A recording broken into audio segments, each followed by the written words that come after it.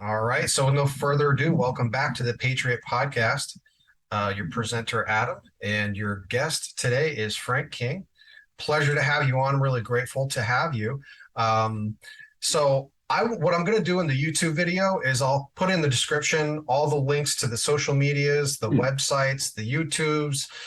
You've got so Frank King was, I think you were in comedy for, well, you still are, but I think you started what, 30 years ago.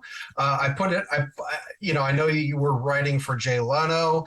Yep. You've done the Saturday Night Live skits. I mean, 25 years, I think, of working in the biz, right? 37 come Christmas. Oh, Jesus. Well, I underestimated. Look at that. Um, so you've got the mental health comedian. You were on the TEDx Coach Talks. You're on Facebook. You're on Instagram. You're on Twitter. You're on YouTube. You're on LinkedIn. Um, there's two books out that have, at least from what you shared with me, that it's called Guts, Grit, and the Grind. Well done. Most Okay. people don't get it on the first try. Yeah, there are four of them actually. Oh, Jesus. Okay. So from what I had seen that you shared, I went on Amazon and I think there was two of them. There's the first one, which is blue, and then the second one, which is yellow. Yeah, and first one's basic. It looks like an automobile owner's manual. First one's basic mechanics. Yeah. I Yeah, love yeah, that. I read the forward and I love the analogies, and we can get into that in a yeah. little bit, but using analogies of like a car mechanic when we talks about, especially with mental health, because it looks like the book, although women can learn from it, um, especially when they're working with men, but it seems to be geared towards men. I mean, even in the subtitle, a Yeah, mental, capital yeah. MEN, mental mechanics manual, capital Manual. MAN. And so here we are. We got two guys. I myself worked in the mental health field for 13 years. I worked, it specialized with personalities, addictions, mood disorders, suicidal patients. I worked a lot with kids. I worked a lot with families. Um, so Frank, you're like the perfect guest to start this podcast out because I'm thinking, man, you got a sense of humor too, which is awesome because I'm thinking, it's one thing to talk about mental health, and it's another thing to kind of come at it from a dry, Clinical. scholastic, clinical, yes, type route. And I've never really been that person. I've always been the person that kind of tries to spin things. With no further ado, I just want to jump in and kind of give you the floor a little bit, and I wanted to learn more about you. So if I can ask you a couple questions, I'd love to get it started out with, when you think about how you ended up in the field that you did. Hmm. Um, if you can go back a couple of years ago, talk about how you feel like you ended up in comedy. How did you end up talking about mental health? Well, you can blame my mother. Can't we all? Yeah, well, my entire family. My family has more nuts in it than a squirrel turd, Love and it. we have something called generational depression and suicide. My grandmother died by suicide. My mother found her. My great aunt died by suicide. My mother and I found her. I was 4 years old. I screamed for days. Mm. And I myself came close enough to killing myself in April 2010 after losing everything in a Chapter 7 bankruptcy that I can tell you what the barrel of my gun tastes like. Spoiler alert, I did not pull the trigger, which usually gets a very I'm nervous shocked. laugh. I was Yeah, worried there for a second. I thought, oh shit, man. Oh God. What yeah. if you pulled the trigger? I mean, that'd have been a mess. Yeah, it would have been. Yeah, it is a Ruger nickel plated 38 loaded with Federal Hydroshock hollow points. There's no coming back from that. Yeah, no, that's a one-way passage. Yeah. A friend of mine saw me keynote the other day and he comes up and goes, "Hey man, how come you didn't pull the trigger?" I said, "Hey man, could you try to sound slightly less disappointed?" Uh, that's where the funny is. It's in the Yeah. personal stories like that. So my mother was mentally ill. My whole family. My sister has depression and anxiety. I mean, but my mother also gave me, in addition to the cholesterol of a deep fat fryer, she gave me a sense of humor. So it was a mixed bag. I've got the depression and the chronic suicidal ideation. I've got cholesterol, fortunately, nicely controlled right now. All time high, 357. On the cholesterol chart, it just says notify next of kin. Oh, Jesus. Yeah, 357. I mean, you practically Write don't your need. will now. Yeah, Yes. you cut yourself, you get see it in your blood practically. Um, but she gave me a sense of humor. The whole family's fun. And so in fourth grade, I told my first joke. The kids laughed. The teacher was hysterical, so hysterical she had to excuse herself and go to the teacher's lounge. Years later, she said to me, "Frank, that's the funniest thing a child ever said to me before or since." So I thought at 9 years old in the fourth grade, I'm going to be a stand-up comedian. And then Wow. I tried drama in high school, 3 years of drama, never got a speaking part, any of the school plays. And then the last semester, they said we're having a talent show. And I thought, you know what? Huh. If I do stand up, I can write, direct, produce, and star in my own little show every night. So I did the talent show and I won. Of course, I was competing with, the accordion player and the international folk dancers. Wasn't that difficult. And I was all set to go to LA to pursue comedy. My mother, who's big on education, said, "Son, no, you're going to college first. Uh-huh. I don't care what you do when you get done. You can be a goat herder for all I care, but you're going to be a goat herder who has a college degree." So I went to UNC Chapel Hill, got a couple of college degrees, moved to San Diego with my first wife. And there's a comedy store there, a branch of the world famous one up on Sunset, still there to this day. Oh, yeah. Okay. Which one are you talking about? Comedy store. There's a comedy store on Sunset Okay. in LA, and they've got a branch in San Diego, in La Jolla, California. And so my fourth TEDx talk is called "Suicide: The Secret of My Success, Dead Man Talking." What was happening was I was married to my high school sweetheart, a wonderful woman, but we had no business being married. We had nothing in common. I But know that. I know that experience. yeah, but the opposites attract. She was pregnant, I wasn't. So and I wasn't pursuing comedy because she was foursquare against that. So I was not going to open mic nights. And in January of 84, we moved there in 80. In January of 84, driving down Highway 163, about 5 in the afternoon, rainy day, depressed, and all of a sudden it flashed across my mind, why don't you just kill yourself? Wow. That sounds familiar. Yeah, just out of nowhere, like a plane flying by with a Yep. banner. Yeah. And so I realized that if I didn't start doing comedy, I was going to kill myself sooner rather than later. Second thought was very empowering. Well, what the hell? I could divorce my wife, quit my job, try comedy. If it works, great. If it doesn't, hell, I can still kill myself. So I actually got a friend in New York. He was going to kill himself by jumping off a bridge in New York. And then as he's practically on the way out the door, he sees a promo on TV for a Jets game that night. And he thinks, oh man, I really like to see the Jets game. Screw it. The bridge is going to be there tomorrow. So that's why he's still alive. The Jets. Oh my God. Yeah. So anyway, I divorced my wife, quit my job, tried comedy. I went on stage for my first 5 minutes. And halfway through my set, I heard a voice inside my head say this, "You're home." And I realized that was true. And so my second thought was, I'm going to do this for a living. Got no idea how. Thought about doing a keynote at some point called "What Could You Do If You Didn't Know No Better?" Because I had no idea how hard it was. But a year and a half later, I said to my girlfriend, now my wife of 35 years, I'm going on the road to do stand-up. Do you want to simply come along for the ride? Figuring she'd go, oh, hell no. And she goes, yeah. So we gave up the apartment, our jobs, jumped into my tiny Dodge Colt, and we were on the road for 2,629 nights in a row nonstop. Worked with Seinfeld, Dennis Miller, Foxworthy, Ron White, Ellen, Rosie, Adam Sandler, Kevin James, and on and on. Back when they were The just who's who of comedy. today, yeah, Steve Harvey.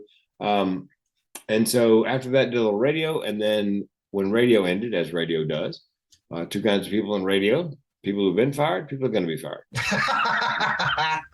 Yeah. Yeah. So the comedy boom had busted, but my act was very clean. So I thought, well, I could do corporate comedy after dinner, after lunch, the rubber chicken circuit, and quickly discovered that the difference between a club comic and a corporate comic is about $5,000 a day plus travel. So I rode that horse until the recession, the last one, starting in 2007-ish. And then business dropped off 80%. We lost everything in Chapter 7 bankruptcy. That's when I came so close to killing myself. And then when was that? Like what year? You said 2000 and was it 10, 2010? April Okay. 2010. Yeah. Yep. And we filed bankruptcy, and the bankruptcy dropped off.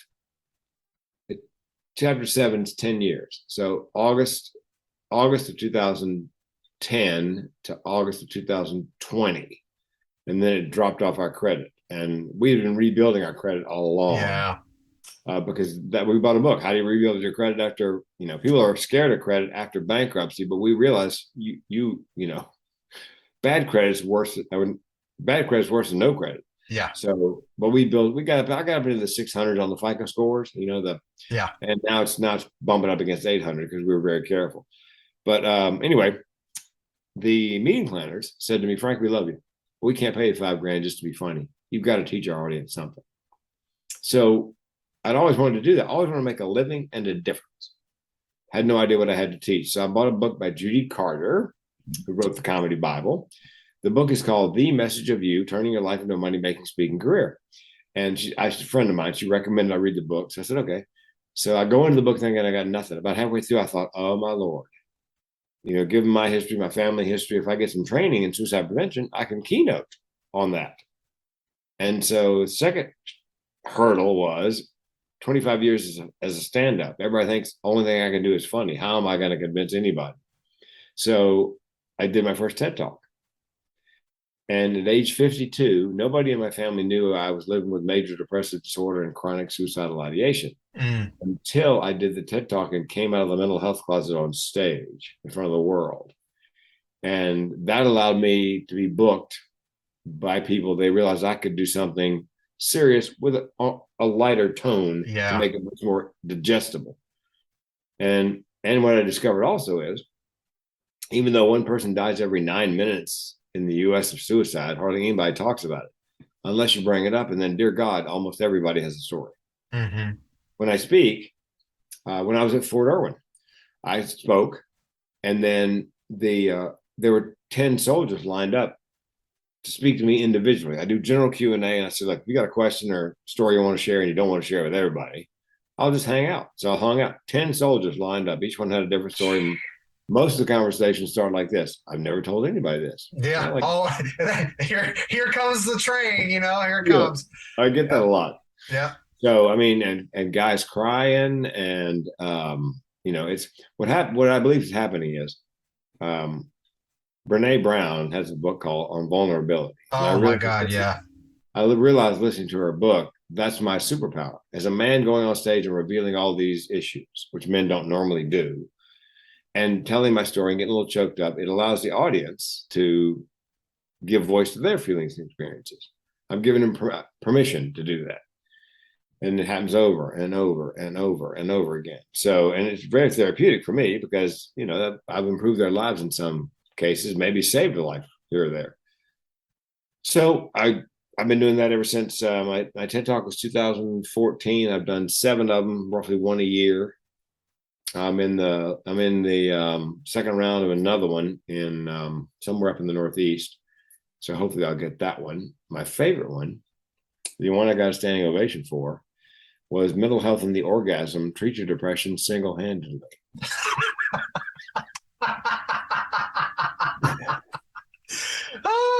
That's great. I love that. The opening line is, I love my iPhone, but I got to tell you, it's my second favorite handheld device. That's it was great. a ball. The committee said to me, do you have a PowerPoint for this? I said, it's on masturbation and orgasm. Where am I going to get those slides? Pornhub? Yeah. Yeah. No, and then they great. said, and there was some science in there, that men who self-pleasure more than 21 times a month have a 20% lower rate of prostate cancer. So I said, which means at this point, I'm immortal. And then they said, we want an action item for that fact. I said, wait a minute. You think I need to encourage men to do this? So in the talk, I said, look, to keep the committee happy, guys, I came up with an action item on this self-pleasuring thing. My advice, if you want to keep your prostate healthy, is beat it like it owes you money. And standing ovation. Oh, man.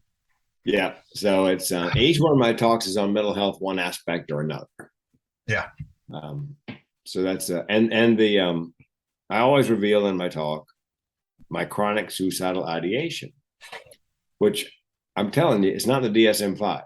So I've had clinicians stare at me like Kim Kardashian at the New York Times crossword puzzle when I mention it. And although I mentioned to a therapist who'd been doing it 20 years, and he said after he heard me say that, upon reflection, he thought back about his patients, and these kept bubbling up his mind, things they'd said that really dovetail with that.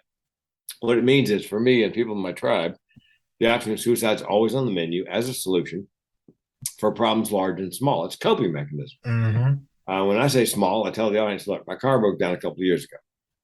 I had 3 thoughts unbidden. 1, get it fixed. 2, buy a new one. 3, hell, I could just kill myself. And Yeah.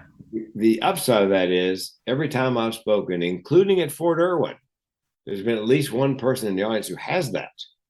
They don't know it has a name. They think they're just some kind of freak because of the way their brain works, and all alone. And I mean, the relief when these people, I had a woman call me this weekend. I'm on my way home. I'm at the Centurion Lounge, Denver Airport, chilling between flights. Phone rings, unknown. I picked it up. And it was a woman who said, I can't believe it. I go, you can't believe what? She goes, I've been researching chronic suicidal ideation online, trying to find, like a peer counseling or groups or, and she goes, you're the only person online where apparently it's in your stuff because it like a keyword or two or keyword phrase, you keep coming up. And I watched your TED talk. You're the only person I've ever heard mention it out loud.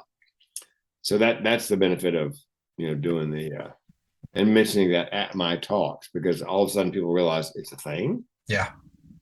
Which can be, life changing if you don't think you're, alone. A young woman in Cincinnati came up after my speech and we were talking about it. And she goes, is there a medication for this? I said, no, I'm afraid not. There's some medication for depression, but that one, I said, but here's the deal. It's a coping mechanism. It's your brain. It's just it's just something your brain figures, we can fix this. You're not going to like the solution, but we can fix it. Somebody said to me one time, when's the last time you thought about suicide? I go, what time is it? What? But that's just the way my brain works. It's not a serious thought. And actually, it keeps me alive because I believe suicide is not so much about killing yourself, wanting to kill yourself, as it is ending the pain. So if I know I can end the pain at any moment I choose, I can stand a great deal more pain knowing I'm in charge. Yeah. So ironically, my chronic suicidal ideation, if it weren't for my chronic suicidal ideation, I'd have killed myself a long time ago. Yeah, it's interesting because so when I was working in mental health and I was working with a young lady and she came in and she had so this is going to dovetail into early childhood stuff because I'm sitting there, I'm talking to her and she discloses to me that she's suicidal. And I asked her, I was like, so, I was trying to get to the core of the issue. Why do you feel like, life isn't worth living? And later on, she'd come in and we'd talk and we would start discussing future, because one of the things that you try to do in the mental health field is you try to talk about, okay, what hope for the future? What do you want to do? Do you want to go to school? What are your goals? What do you want to? And she would just be like, well, and because I would do the whole, well, where do you see yourself in 3 years? And she would say, well, if I haven't killed myself by then, I'll let you know. And I'm just like, wow, so, and that was before I had realized the significance of my own suicidal ideation. But anyway, so I'm going to go back to something you had said earlier that really stood out to me, because you said at 4 years old, you had a traumatic event where you witnessed your great aunt. She was dead and she had committed suicide. And so what impression do you think that left on you? How do you think that impacted you at the time? Well, should give a trigger warning here because the story is gruesome. Yeah. And I'll give you the punchline I'll give you the punchline to how did it impact you at the end. My mother had found my grandmother in 1951, died by suicide. She closed all the windows and doors, pinned her will to her house coat, and blew out the pilot light on the old gas stove and sat down at the table and wrote a suicide note, which I have. And then in 1960, when I was 4 years old, my great aunt, my mother couldn't reach her on the phone. And given the family history, knowing that my great aunt was winding down mentally, got panicked, bundled me into the car. We drive over, we let ourselves in. And for the most part, nothing out of place in the apartment until we get to the kitchen. And in the kitchen, all the food that should be in the refrigerator, the milk, the butter, the eggs, the cheese, is on the counter. Well, it was an old lock type refrigerator, not a magnetic strip, but a latch. So if you got in and pulled the door to behind you, you couldn't get out. That's what my great aunt had done. And at some point, apparently, she tried to claw her way out. So you can imagine how that looked. Mm-hmm. So my mother, not realizing any of this, goes over, and I'm holding on to her skirt tail. She goes over, she reaches, she grabs the door handle, she pulls open the refrigerator door, and my great aunt falls out and pins me to the floor. We are face to face, and her face is frozen at last moment of horror. As I've told many people, were you ever impacted by a suicide? Yeah, the old bitch fell out on me. Wow, Yeah. there's no coming back from that one. Jesus Christ. No, and my TED talk, I said, my grandmother did it with a gas stove. My great aunt did it with a refrigerator. What is it with my family and major appliances? I go buy Sears, I tear up. I mean, God. Well, I forgot about it. Apparently, it was walled off in my brain, so I didn't have any conscious memory of it for the longest time. And my mother and her, that generation created a myth that if I ever ask anybody about it, I was to be told that when she opened the door, my great aunt was sitting there with her hands folded in prayer, looking very serene. So in 2012, I repeated the myth to my cousin who's 10 years older. So he obviously has a memory of the whole, incident. Yeah. And he says, serene my ass. The old bat fell out and pinned you to the floor, and it all came rushing back. It came flooding back. Yeah. Which was the beginning. That incident and my near suicide was the genesis of my speaking career on that topic. And I feel like now it's my purpose and my passion. I was talking to somebody yesterday on a podcast about,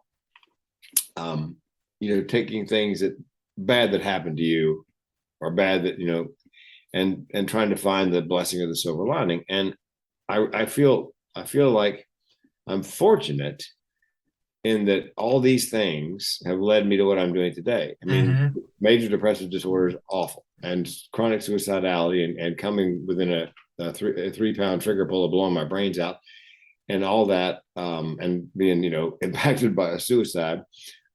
It's all awful. But then again, I believe in my third TED talk was Mental with Benefits, the Evolutionary Advantages of Mental Illness. I believe I'm not broken. I think I was made this way. I think my depression and thoughts of suicide are simply the flip side of my creativity, imagination, comedic ability. There's a reason that I process the way I do. I can teach you to write stand up and perform stand up. I can't teach you to process the incoming information like my brain does.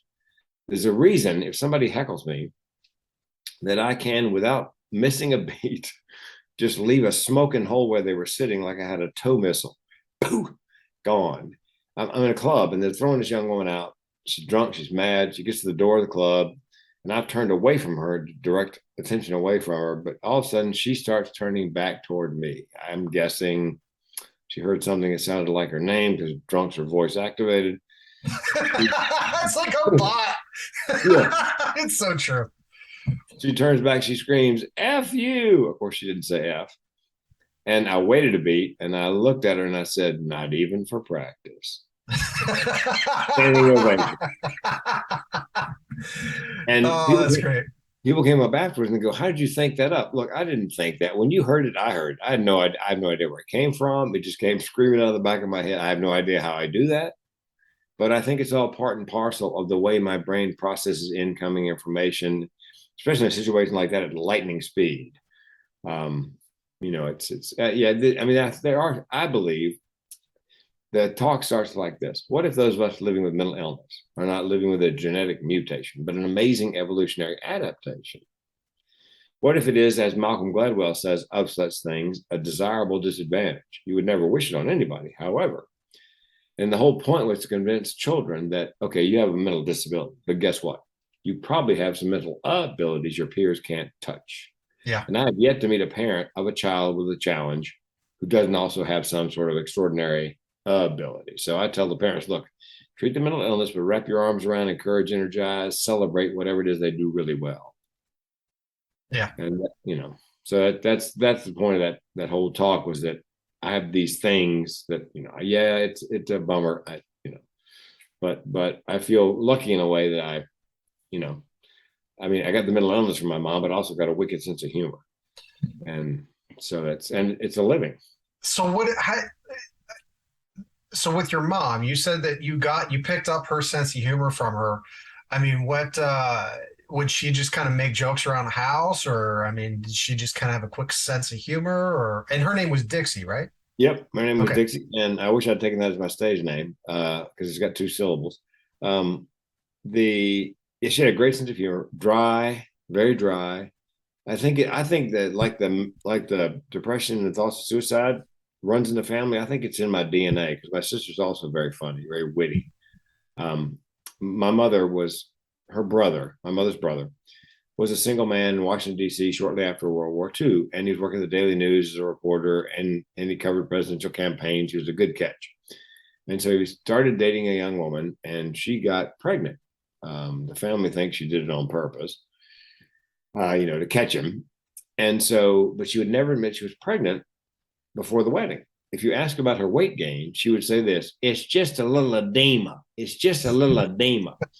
So if you ask my mother about that, her nephew, that child, she would say, "Oh yes, how is little edema?" Just wickedly smart, and so it's not like a class clown kind of funny. It's just more that wit, like, you don't expect it, and you have to think for a second, and then you realize. My wife's the same way. She's British, half British. She's got just.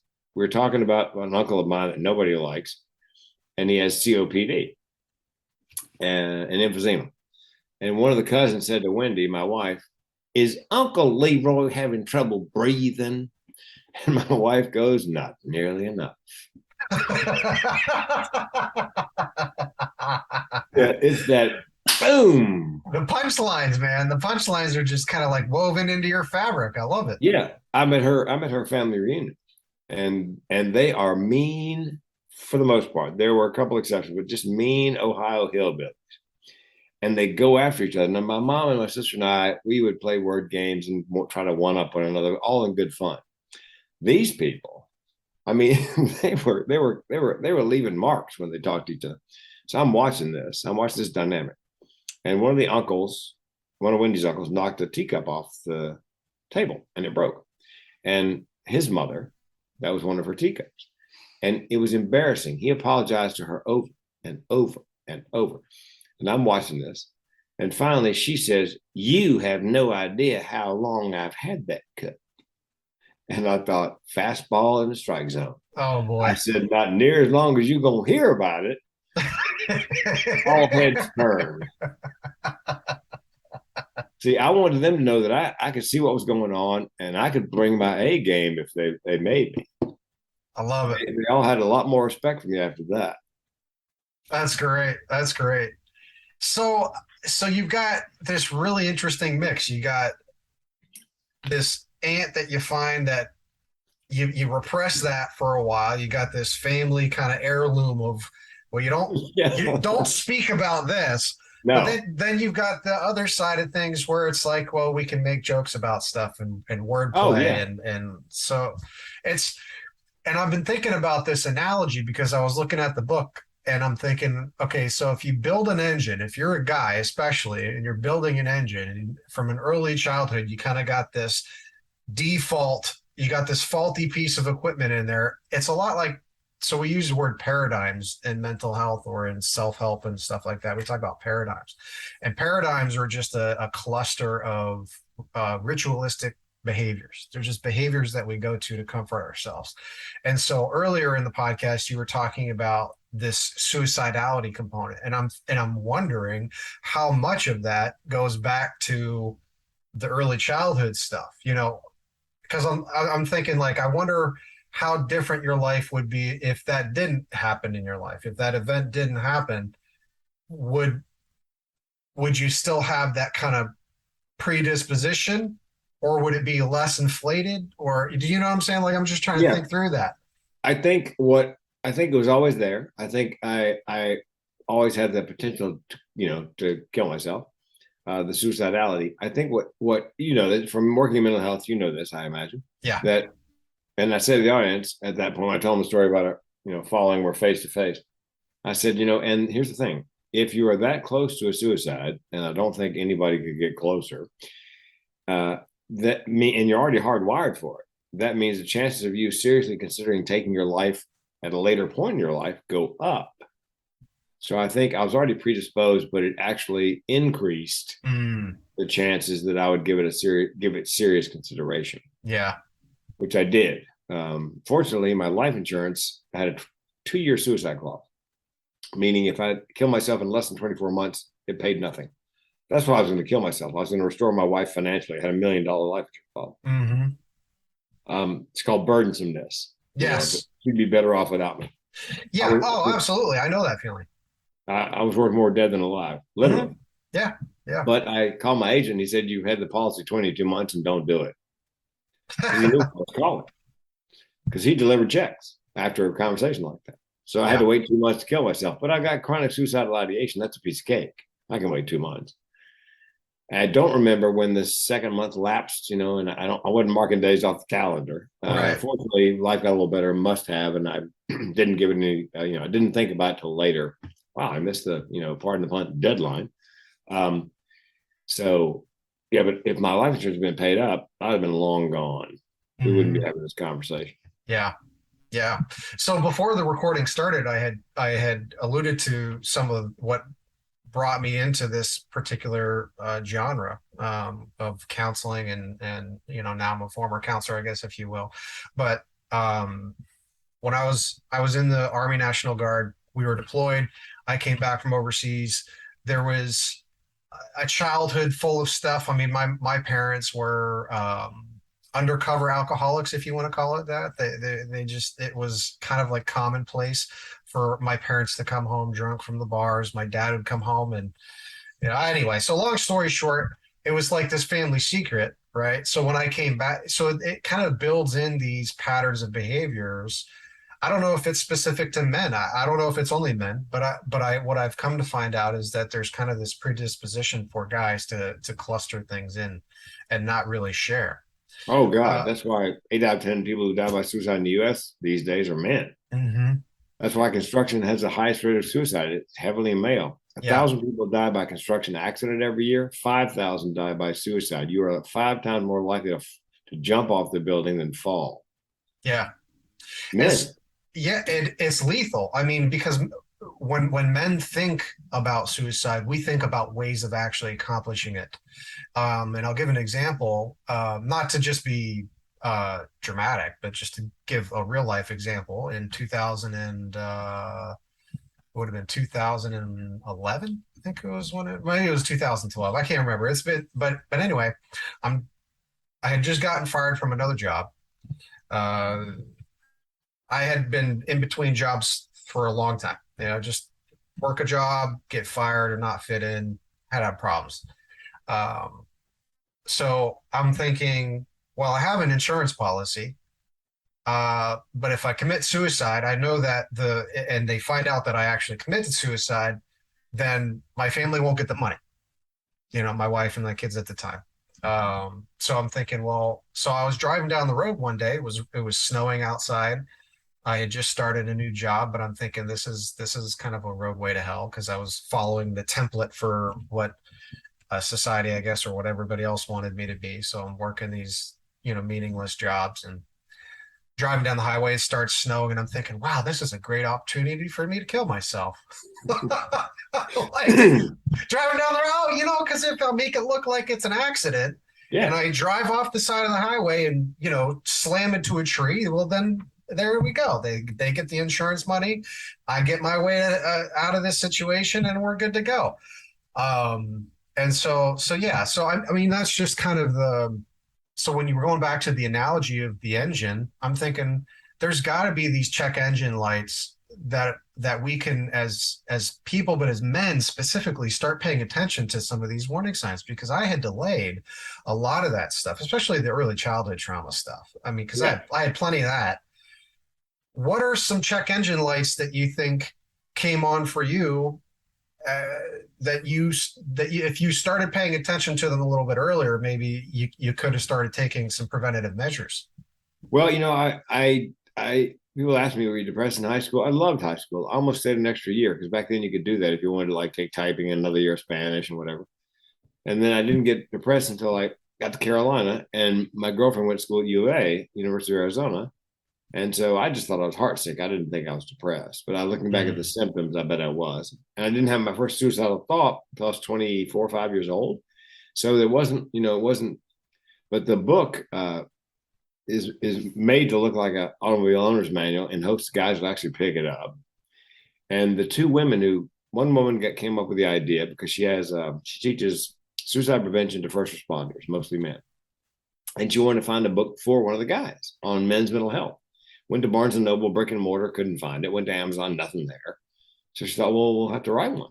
So she called Dr. Sally Spencer Thomas, a friend of mine, whose brother died by suicide, speaks on suicide prevention. And they called me and said, look, we're doing this book on men's mental health. Wondered if you would make it funny and add the automobile metaphors. And I said, wait a minute. You two women are writing a book on men's mental health as authors. Don't you think you might need a co-author who is, I don't know, a man? A man. I said, look, there's a novel concept. Yeah, make me a co-author. Let me voice it for Audible, and I'll be happy to. So it's full of automobile metaphors, including my favorite, which is, don't you wish the man in your life had a check engine light on his brain? Because, it goes off, you go to the mental mechanic, put you up on the rack, and he's like, Bob, of course you're depressed. You're 2 quarts low on serotonin. Mm-hmm. The books are full of, and by the way, we sell more of the books to women than we do to men. And we think it's because a woman has a man in her life and she has no idea how to help with a mental challenge. And it's got signs and symptoms and resources. And it truly is a manual for helping. Each book is 12 guys. Each guy has a different problem: alcoholism, bankruptcy, divorce, gambling addiction. And the story is kind of like 500 words, life's good. 500 words, life went to hell. 500 words, here's how I'm coping, and hopes another guy would see his problem and look at that section on coping. And because men tend to take advice from men. My wife would tell you, she could give me a Nobel Prize winning idea and I'd poo-poo it. Mm-hmm. If the mailman told me the same thing, I'm all over it. Yeah. So that's what we figured men, and we thought we'd get lucky to get 12 guys who are willing to come forward and let the world know they have issues. We ended up with over 60 because men who have struggled through and are coping tend to feel there's a not a requirement, but a responsibility to pay it forward. Yeah. To help other guys in a similar situation. So we ended up with 4 books, 12 guys each book. Yeah. No, I mean, I totally get that. It's so for you in your life, you took the garbage and you turned it into something that you could make out of it. It was just, ironically, I got the mental illness from my mom and I got the sense of humor. So when I was able to combine the two, and she had a very dark sense of humor. One time when I moved to California and I forgot about the time difference and I was 3 hours late calling her. So I go, Mom, listen, I'm sorry about the 3 hour. I was 3 hours late calling. She goes, that's okay, son. It gave me time to rewrite my will. She just had this. Yeah. My sister, same way. My sister was in class one day. Mrs. Rice was the woman's name, math teacher. Didn't like Jane from Hello. I don't know why. Jane's a wonderful young woman. But she put a problem on the board and asked if anybody solve it. And so Jane raised her hand. So Mrs. Rice methodically called on the 4 children, north, south, east, west, around Jane, with Jane's hand in the air. When she finally got over to the kid on the west side, in exasperation, he goes, Ms. Rice, Jane had her hand up. So Ms. Rice goes, oh, Jane, did you have your hand up? And my sister, because my mom said you could say anything to an adult as long as you were polite. So Jane goes, yes, Ms. Rice, I did have my hand up, but don't worry, it'll never happen again. At 14. I mean, that's just that's the way we were raised. My My mother was very literate. She trained as an English teacher, so we've got good grammar and not that's not great, but it's good. A friend of mine said I got a good public school education. Could have been gooder, but Yeah, there you go. There you go. yeah, but it's just it's just a that's why I feel really lucky, even though I got all these issues. It was a nice. It turned into a nice. I took all of my experiences and all of my issues and all of my problems and rolled them into a ball, and that it's where I am today. That's a great segue because I'm thinking if there's, because I'm just going to be uploading this to YouTube, right? I mean, the majority of people who watch YouTube tend to be male. I think it's like 75%. It's a really Wow. high statistic. It's highly male. And I'm wondering if a guy comes across this, what value can we add to their life? How can we capture their attention to say, hey, here are some warning signs. So what are, I mean, let's do warning signs and then let's do positives because I'm thinking, because as a guy, if all I hear is the negative, I'm going to tune that out. I'm just like, oh God. Yeah. So what are some things that, Well, depression. Not an exhaustive list, but my top three would be eat too much, can't eat, sleep too much, can't sleep. Has trouble getting out of bed in the morning, but tends to rally in the afternoon, like a different person. And finally, let the personal hygiene go. Normally put well put together, but hair's a little dirty, clothes aren't quite so clean. It may be because they're having trouble getting out of bed in the morning or low to wash, take a shower. So when I do my talk, I go, okay, what do you say to somebody you think is depressed or has told you they're depressed? Here's what you don't say.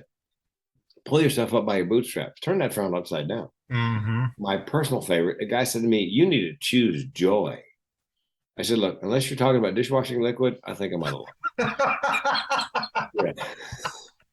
Choose. Yeah. Because people think it's a choice. Now I can choose my behavior, I can choose how I react to the depression, but it's major depressive disorder.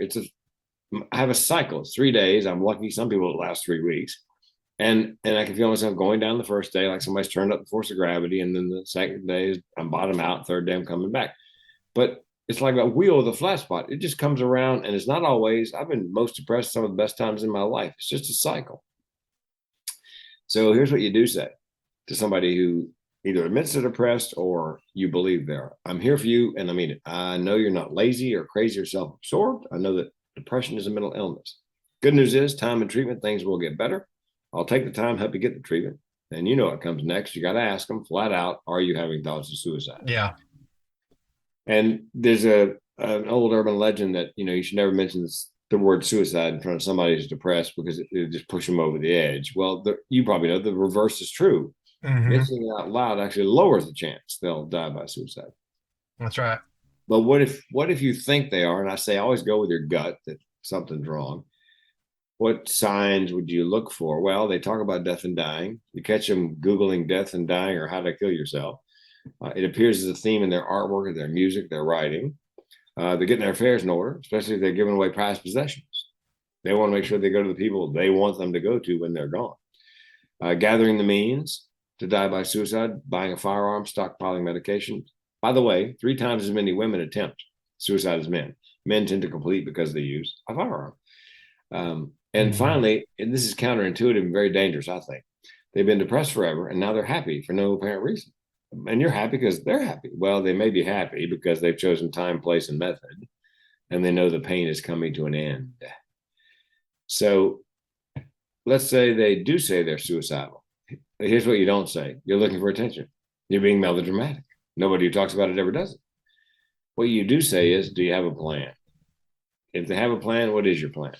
If the plan is detailed, time, place, and method, you got to do your best to get them to a mental health facility for evaluation, maybe medication. The next step, though, I've never heard anybody talk about the next step. Let's say the plan is in place, but it's not particularly detailed. So a psychiatrist and I came up with this. I would ask them, okay, fine. Are you going to kill yourself? And if they say no, I go, all right, tell me why not. Make them give voice to whatever's keeping them here. Something is. Yeah. Family, friends, kids, pets, religion, something. In suicide prevention work, that's called a turning point. If you can get them to voice whatever it is keeping them here. I'm thinking about doing a TED Talk. There's a TED Talk very famous by Simon Sinek called Start With Why. I'm thinking about doing one on mental health called Start With Why Not. Okay, if you're not going to kill yourself, tell me why not. And I close my show with, because every now and then somebody asks me, okay, are you going to kill yourself? No. Tell me why not. Well, my mom and dad wanted kids, wanted children desperately. My mom had trouble getting pregnant, but she got pregnant, she carried it to term, and shortly after birth, it passed away. So a year later, she got pregnant again, carried it to term. Shortly after birth, it passed away. Somehow, somewhere, she found the courage to try a third time, and I was born a fourth time, and my sister was born. So my feeling is my mother was so brave and worked so hard to bring me here that I have to work as hard and be as brave to stay until my appointed time.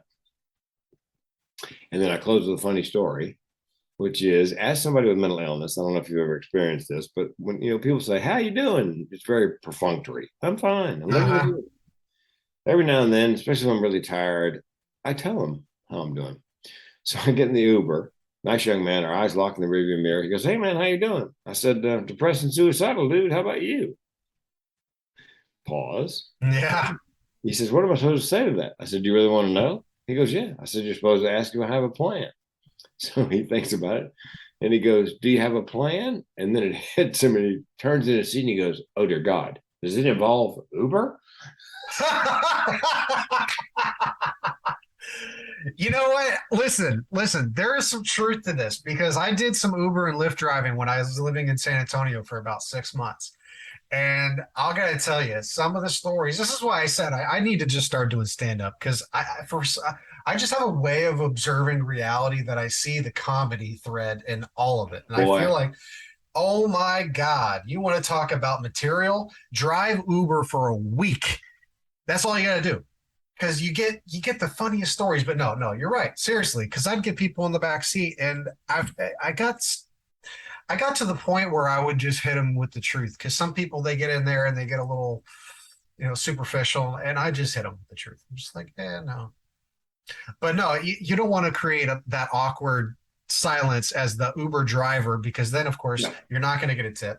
You're probably going to get reported, and you're probably not going to be able to drive again. So you have to try to keep it politically correct. Yes, absolutely. But yeah, no, it's an interesting experience because you never know who you're going to get. That's true. You never know. No, and poor kid, does it involve Uber? You scared the shit out of him. No, that's great. That's great. No, you're right. So like I'm thinking through the warning signs and I'm just going back through my own personal experience and I'm thinking, yeah, um, if there's somebody who doesn't know their why, that's a dangerous situation. If they don't know their why not, that's probably even more dangerous.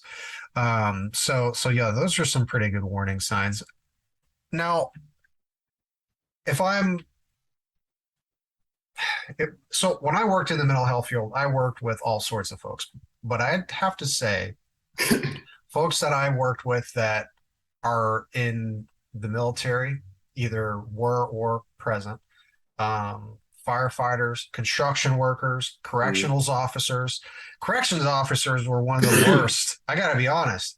Those were the ones that had the most built up junk because it's like they were working in a profession where they couldn't tell anybody. So they'd come into my office and then they'd unload, all these years worth of stuff. So if you're a guy and you're thinking about suicide or you're getting some of these warning signs, you've heard about it earlier in the podcast, you're thinking about it.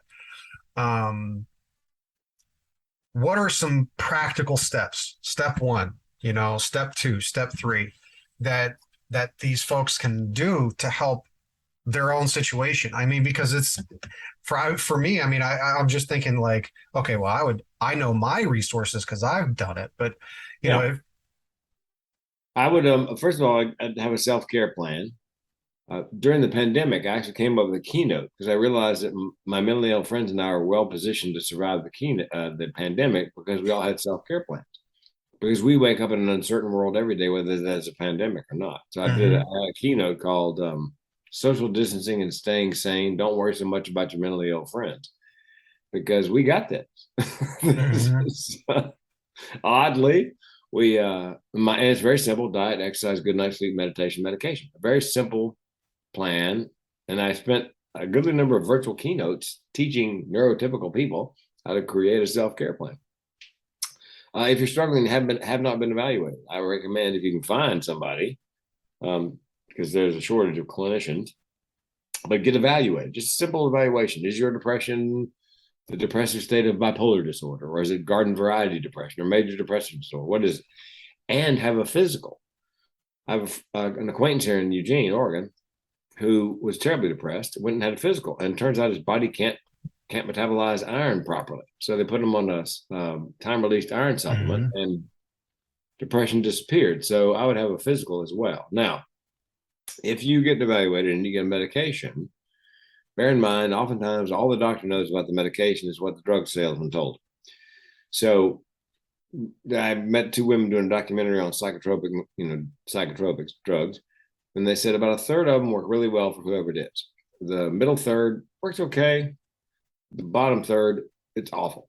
So that means only 1/3 of what's being prescribed is working really well. So now there's a DNA cheek swab test.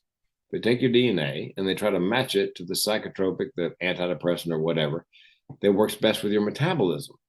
They give you a couple of choices. So you've narrowed the list down. And so there's a lot less of that lab rat, go on, doesn't work. Oh, yeah. Yeah. Which can be a bitch.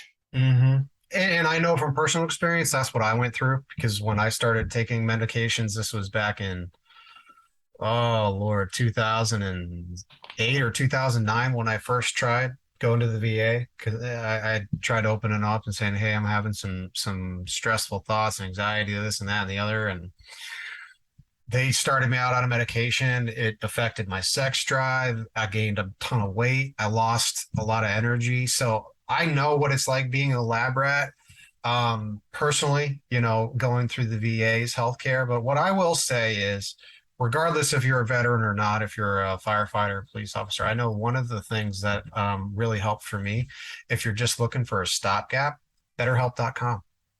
I mean, it's the easiest entry into the mental health genre without committing to like a full scale evaluation where you're getting medication and all that. It's a great entrance point. And my personal experience with it was great. I mean, I ended up getting connected with a lady who had been, she was a professional counselor for a number of years.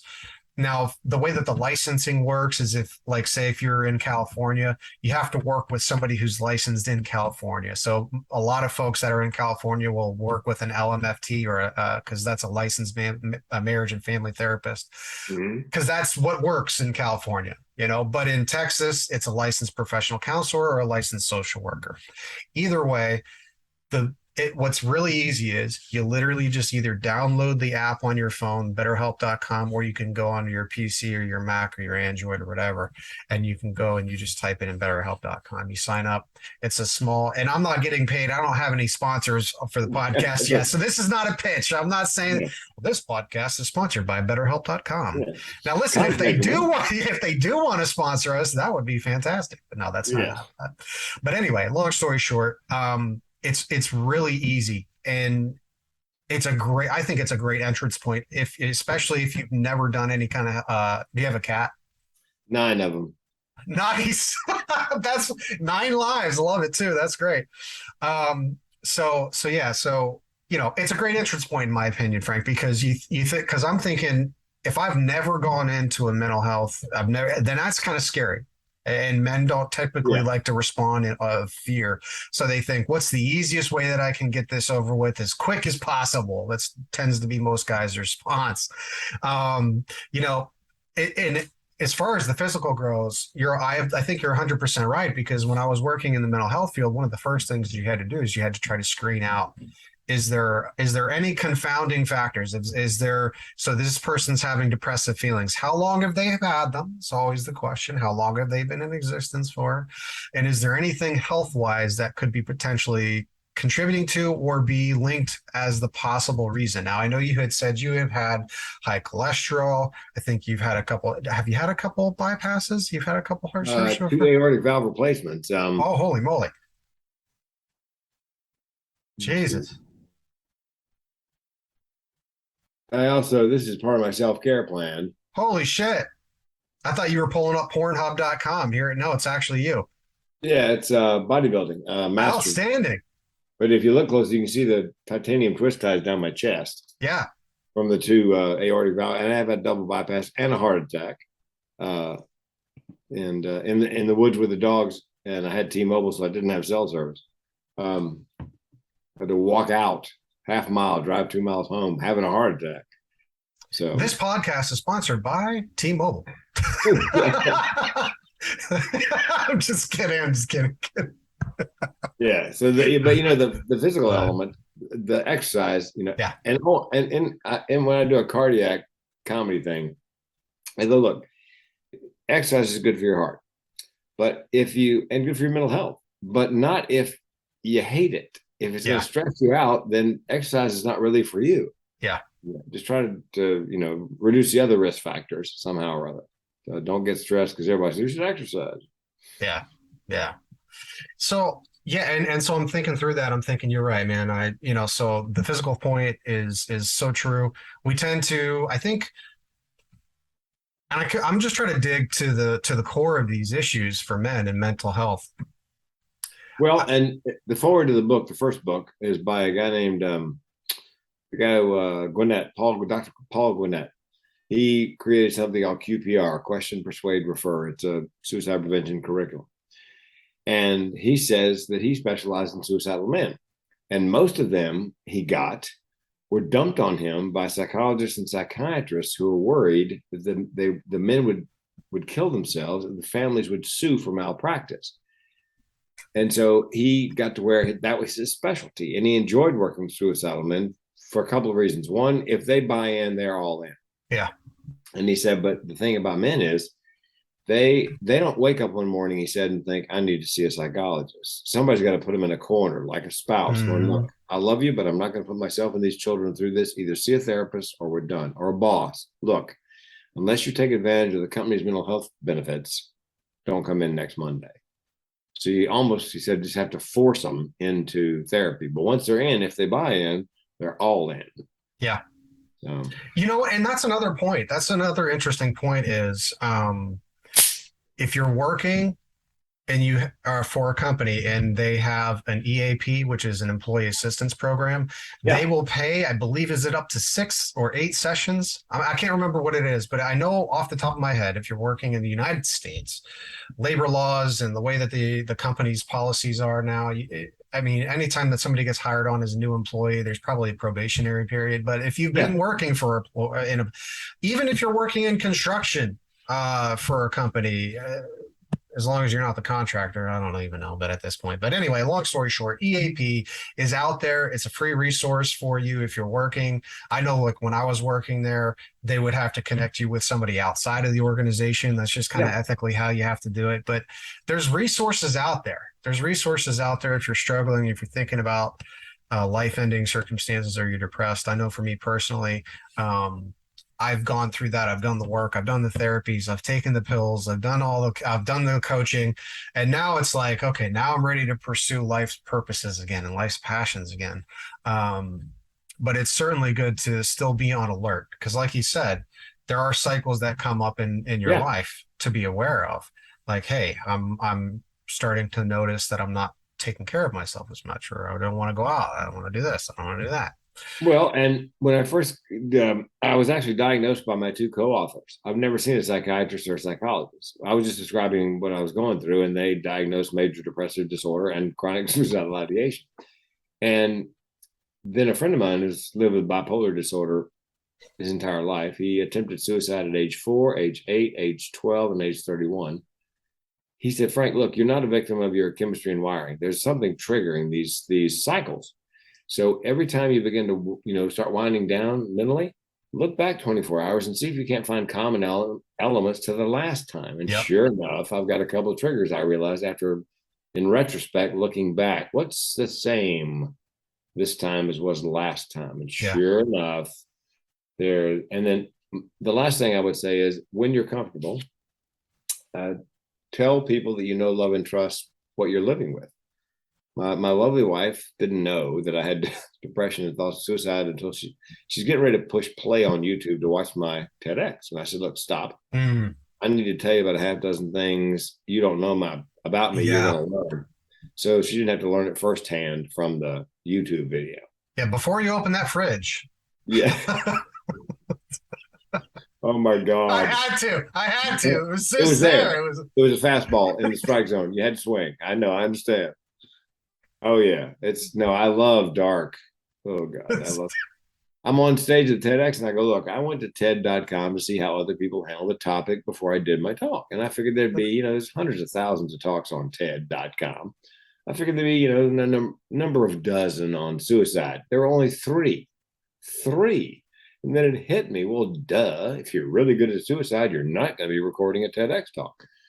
So again, the audience is laughing at my dark humor. Yeah. Mm-hmm. But again, part of that is to help destigmatize, say it out loud, because it's like the last verbal conversational taboo. Although when I did my TEDx talk on mental health and the orgasm, I said, people don't talk much about suicide prevention.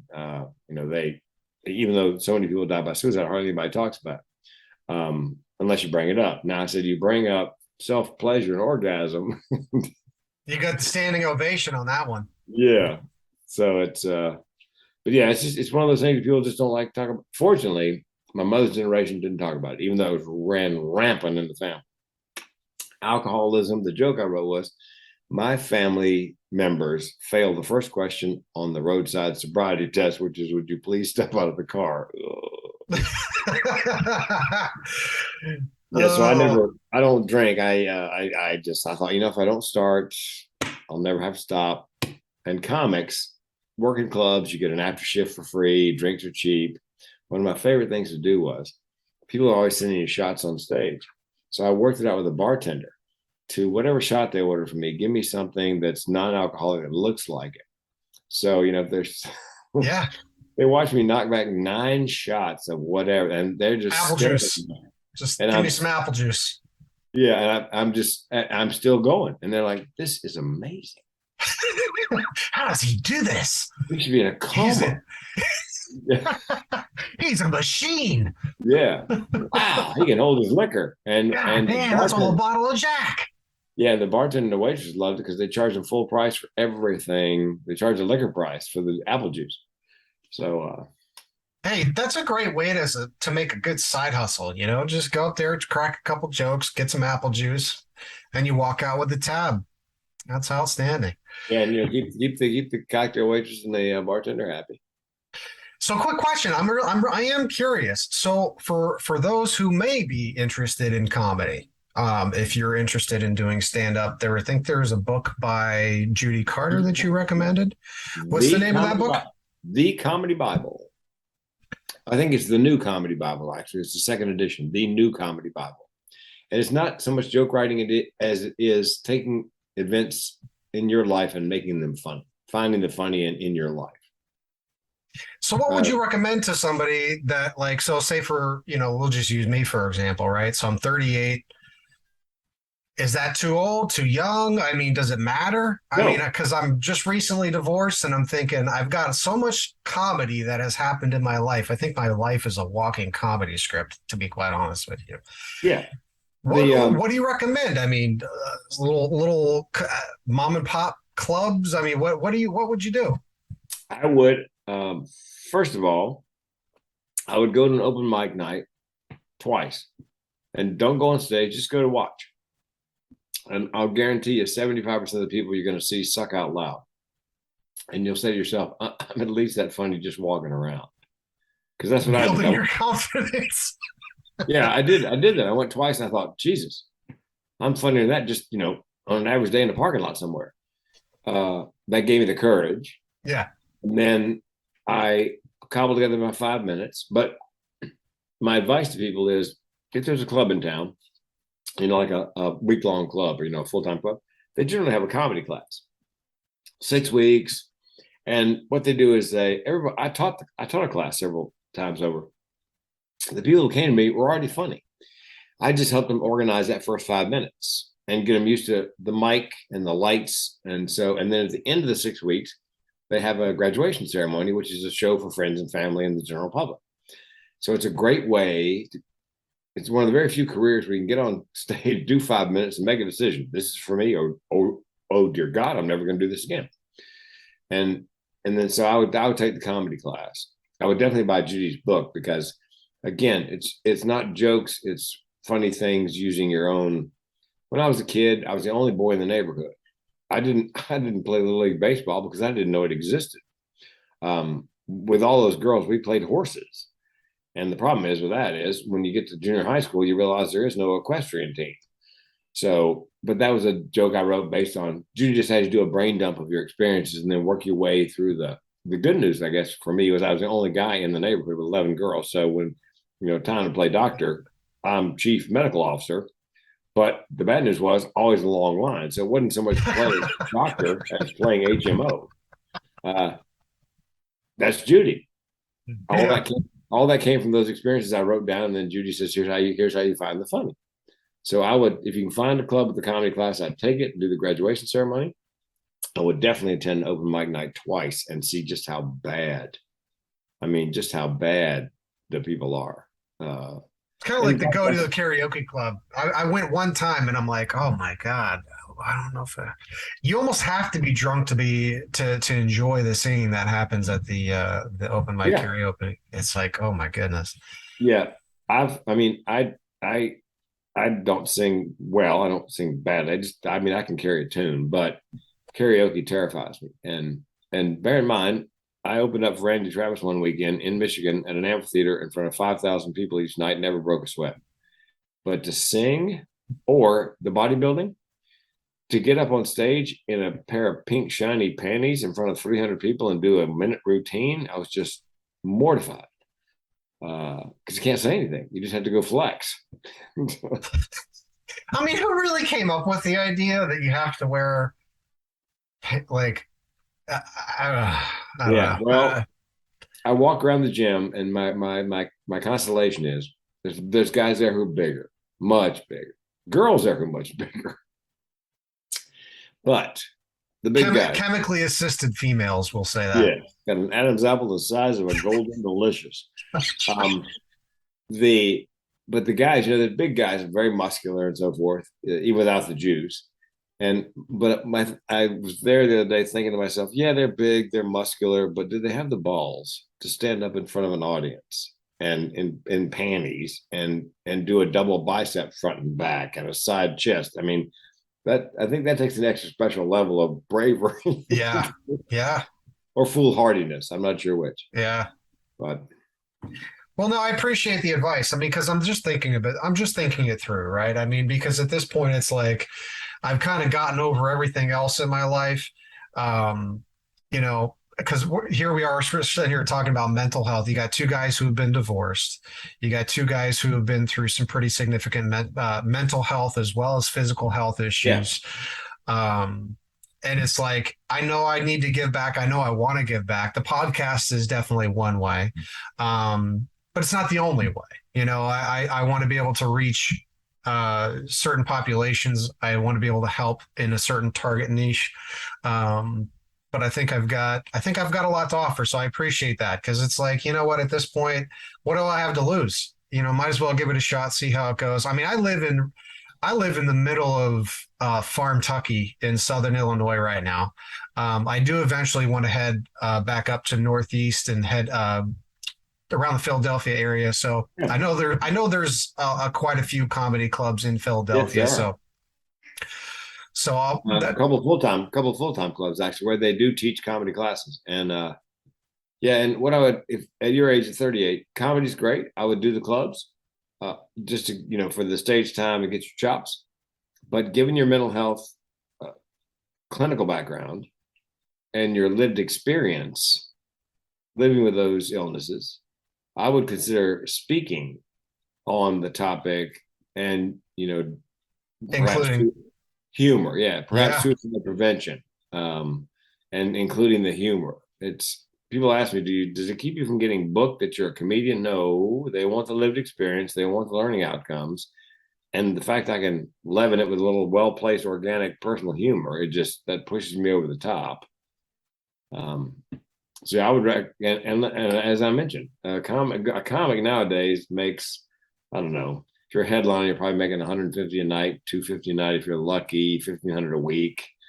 But as a speaker, you start out at about $5,000 plus travel for 45-minute keynote. I'm no math major, but that's Yeah.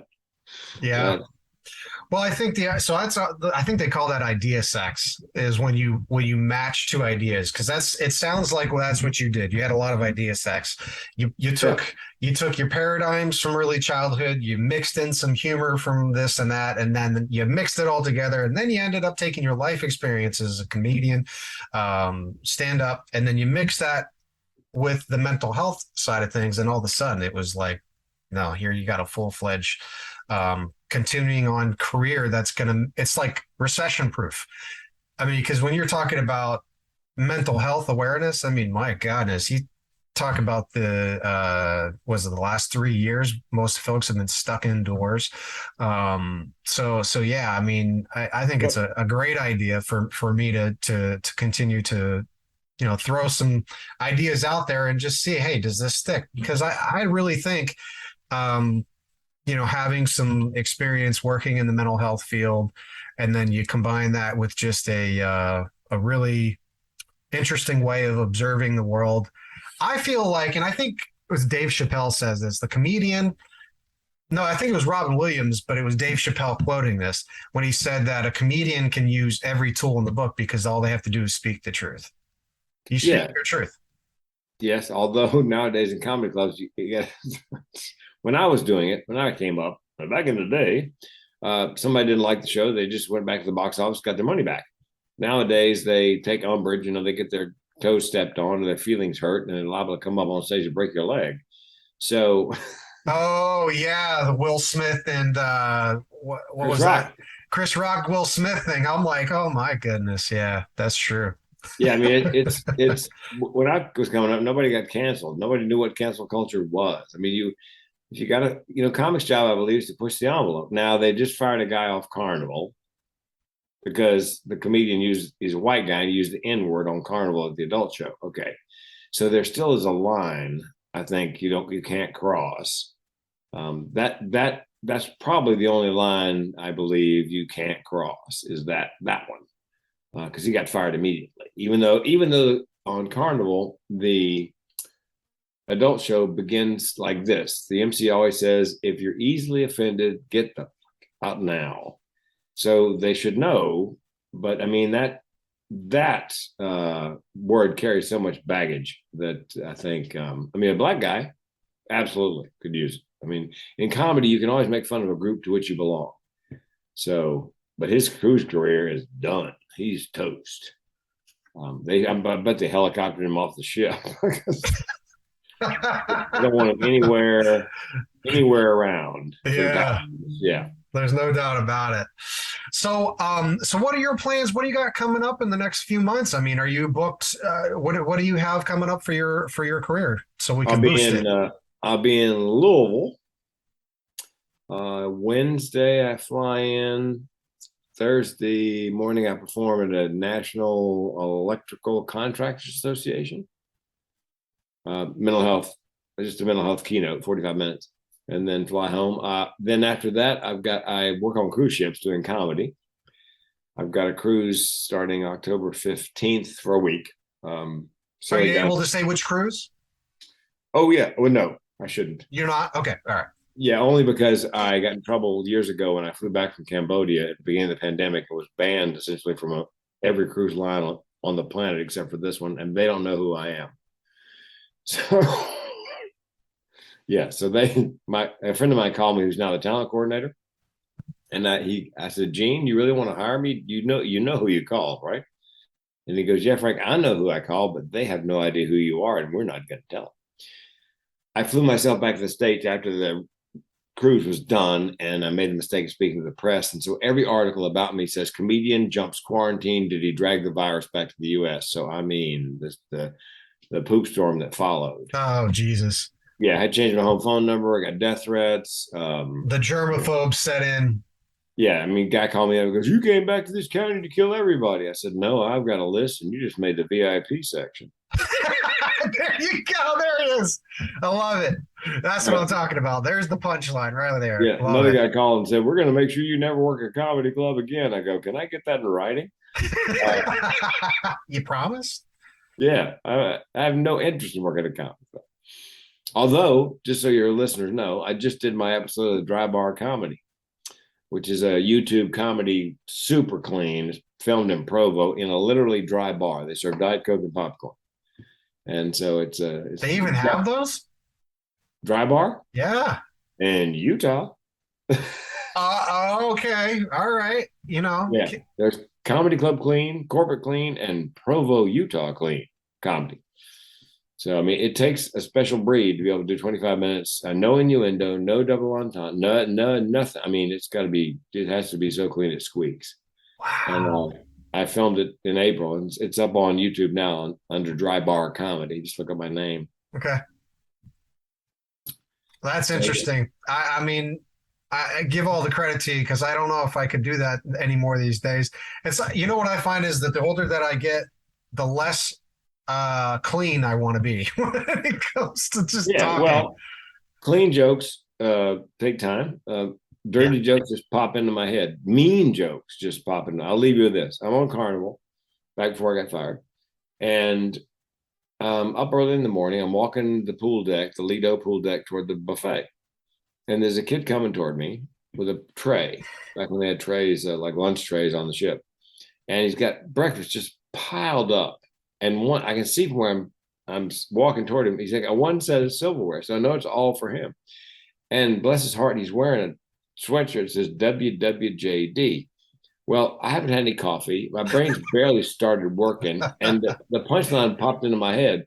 WWJD, what would Jesus do? He'd have a salad. So, I mean, put the donuts down, man. Come on. Yeah, back away from the tray. So, yeah, the mean stuff and dirty stuff just occurs to me. The clean stuff takes time. Oh my God, Frank, it's been an absolute pleasure. You can catch Frank on well, I will include the social medias, but he's on the mentalhealthcomedian.com. He's on YouTube. He's on Instagram. He's on Twitter. He's on LinkedIn. If you want to book him, you do speaking engagements for mental health and suicide awareness. So I appreciate you coming on the show. I look forward to speaking with you again in the future. You're an absolute blast and hilarious to talk to, Frank. Right. Well, do me a favor. Make sure you send me the link when it posts and the swipe copy and the images. I've got a young guy. I was had to do these podcast guest appearances, and I was falling behind on posting them on my social media. So I called a young friend. I go, "Man, would you do this for me if I paid you?" "Oh yeah." So when you send it to me, I send it to him, and he puts it right up on all my platforms. Oh, you have a social media manager? Yeah, he's got some kind of software that it formats it for each Instagram, Twitter. You know what I mean? So it appears, as soon as I send it to him, it appears the next day all the way across the board on my social media. It's brilliant. It's working smarter, not harder. I love it. Yeah, because I was falling behind. I was doing so many podcast guest appearances, I just couldn't keep up. So yeah. Well, I appreciate you hopping on the podcast, and I look forward to talking to you again with the future.